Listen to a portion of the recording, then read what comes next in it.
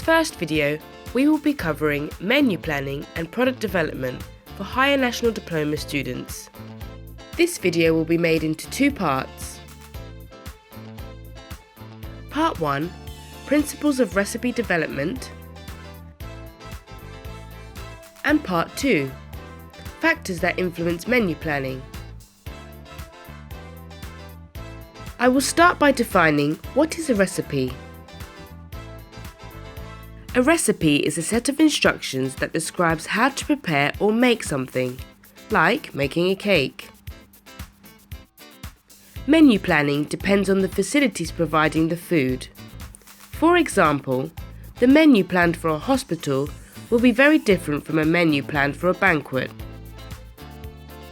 Menus can be planned for various meals such as breakfast, lunch, and dinner. A modern 3-course meal, for example, consists of soup for appetizer, roast chicken for main course, and an ice cream for dessert. Flavours, the contrasting flavours of ingredients. Textures, the way food or drink tastes or feels in your mouth, sweet or savoury, sour, crunchy, spicy or hot. Presentation, the art of modifying, processing, arranging or decorating food to enhance its aesthetic appeal. Nutrients, the basic purpose of eating is to give nutrition to the body. The basic blocks of food are carbohydrates, proteins, fats, vitamins, minerals and water.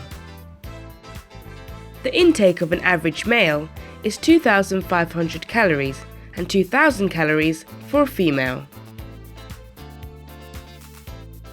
The following are the factors to be considered for recipe development. Creativity, passion, experimenting, curiosity and dedication. Cookery styles, boil, grill, poach, bake, roast and fry. Nutritional composition, matching the intended customer group, children, bodybuilders, vegetarians. Consistency of product, quality, taste, presentation and nutrition. Fresh commodities, production using fresh food and traditional cooking. Combination of fresh and prepared foods. Food semi-cooked or cooked to be regenerated. Menu planning might consider the various cooking methods, such as cook-freeze, cook-chill, batch cooking, and call order. Part 2. Assess factors that influence menu planning decisions. The art of menu planning is balance providing the accommodation of the variable needs of the consumers, adequate variety and choice from the 5 food groups, a variety of cooking methods, the opportunity to select nutritionally sound diets, a reflection of the season and environment, and produced in a safe manner within the prescribed costs. Customer characteristics, nutritional requirements, for example preferences, cultural and religious backgrounds, for example Jewish dietary laws are chiefly concerned with the selection, slaughter and preparation of meat and fish based on the Old Testament of the Bible. Kosher and special diets such as OVO-LACTO vegetarians will eat dairy produce, eggs, honey and shellac, but no animal carcass, whether whole pieces or derivatives. Food characteristics, variety and taste, appearance, cultural and social acceptability, seasonal variations, ease of serving at peak times, and cost. Resources, finance, staffing, preparation and cooking facilities, storage capacity. Factors that affect menu development includes Competition. It is important to be aware of the local competition and what they are serving in terms of price, quality, and style. Location. Consider the area in which the business is situated and the type of customers you are going to attract. What do they want to eat?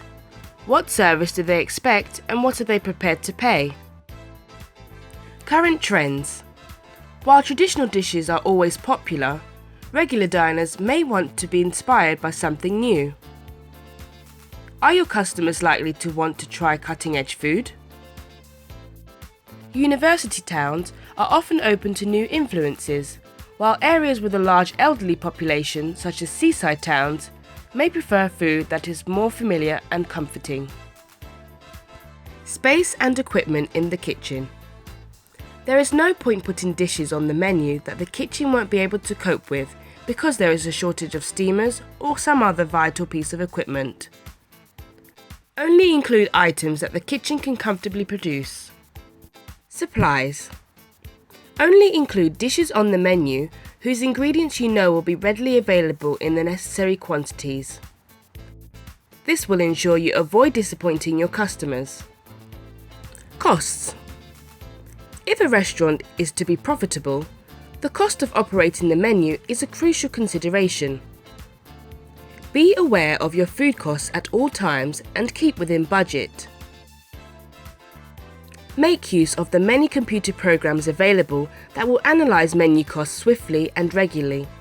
Simply Google Analyze Menu Costs and choose the site most suitable for your business. Food allergies. Number and capabilities of staff. It is essential that the staff possess the skills to produce the menu described, and there are sufficient numbers to achieve the production volume and service. Food Labelling Regulations 1999.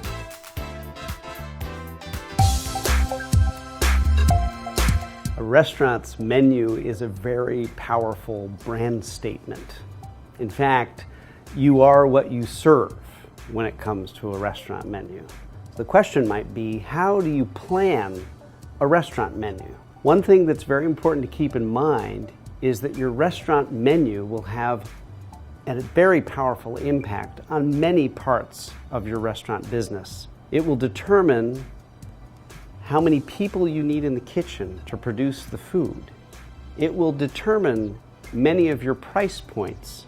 It will determine how your business performs from the point of view of check average. How much is each person going to spend when they eat at your restaurant?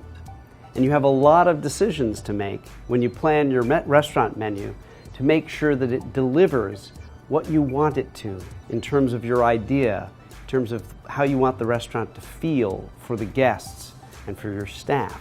One of the first questions you're going to ask yourself is, how does a restaurant menu embody my idea for my restaurant? If you want to have a Southwestern cuisine restaurant, well, pretty obviously you need to have a menu that delivers that kind of food. You also want to know how many items you're going to offer your guests.